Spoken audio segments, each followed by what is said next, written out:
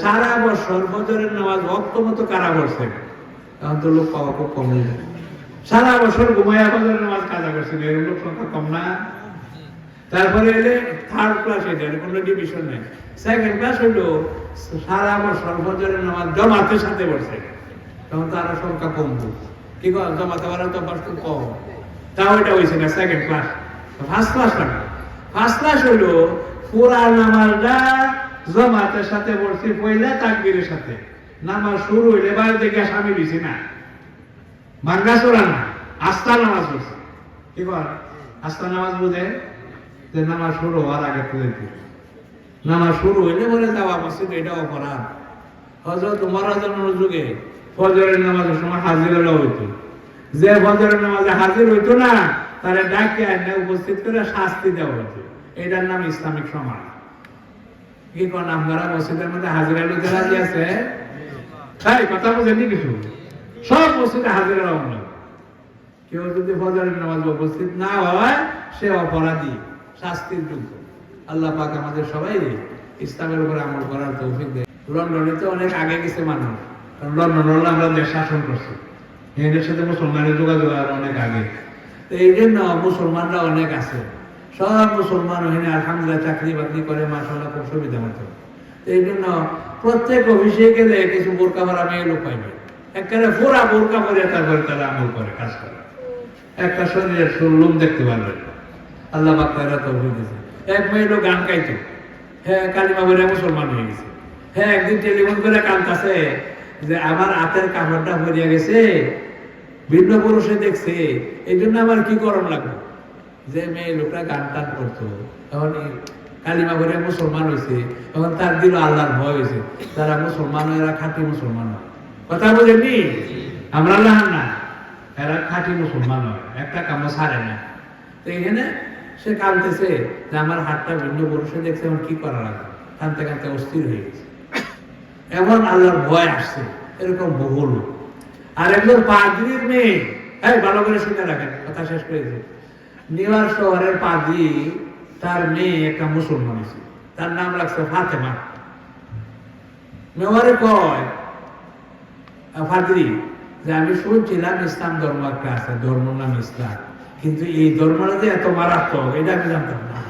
আমার ছেলেটা মুসলমান ঘরের মধ্যে মসজিদ বানিয়েছে, নামাজের জায়গা সব বানাইছে, খালি এটা করছে শিক্ষিত।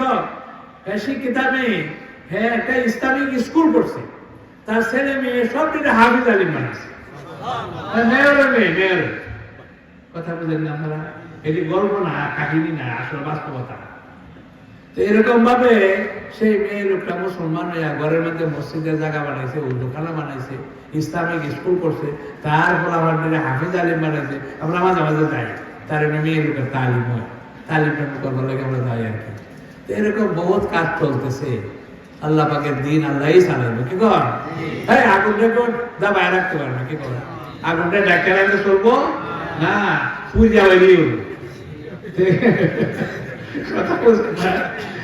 ইসলামে যারা ডাকতে চায় ফুরিয়া যাবে, সব ফুরিয়া হারিয়া তারপরে বাইরে। এই জন্য ইসলামের কাজ চলতেছে। এখন আমরা কেমন খাঁটি মুসলমান হইতে পারি, এইটা হলো চিন্তা করবো। কারণ আমরা তো এই ধরনের মুসলমান, আমরা আমাদের সব গোলমাল আছে। কি কর চুরি ডাকাতি আছে, মিথ্যা কথা আছে, ধোঁকাবাকি আছে, ব্যাপারটাও আছে। কি কর আছে নি সব? তেমন গোলমাল তো আমরা ঘরের মধ্যে রাখবে। কারণ ঘরের গোলমালটা কি করে আমরা দূর করতে পারি, সবাই নিয়ত করবে। কি কর যে আমরা যা জানি, জানলে শুননা অন্যায় কাজ আমরা করবো। কি কর বাড়ি কিনা আমরা নিয়ত করছি, জানি তো 5 ওয়াক্ত নামাজ জানেন না আপনারা সবাই? কি কর কে না জানে? সবাই তো জানে যে 5 ওয়াক্ত নামাজ ঠিক মতো পড়ে তার নাম মুসলমান। এটাই শুধু মুসলমান না, মানুষের সাথে আচার ব্যবহার যার ভালো হয় তার নাম মুসলমান। খালি নামাজ পড়লে মুসলমান হয়, আচার ব্যবহার ভালো হইতে, আপনার উসিলায় আপনার পশ্চি শান্তি পাইতে হইব। যার উসিলায় পশ্চিটা শান্তি পায় হে হইল আলোচনা খাঁটি মুসলমান।